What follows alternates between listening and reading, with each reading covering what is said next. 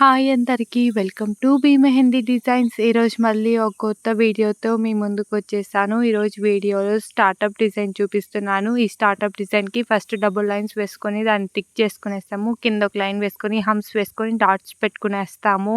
ఇప్పుడు pentagon shape draw చేసుకునేసి దాన్ని టిక్ చేసుకుంటాము. టిక్ చేసుకున్న తర్వాత ఔటర్ లైన్ అనేది వేసుకునేసి హంప్స్ వేసుకుంటాము.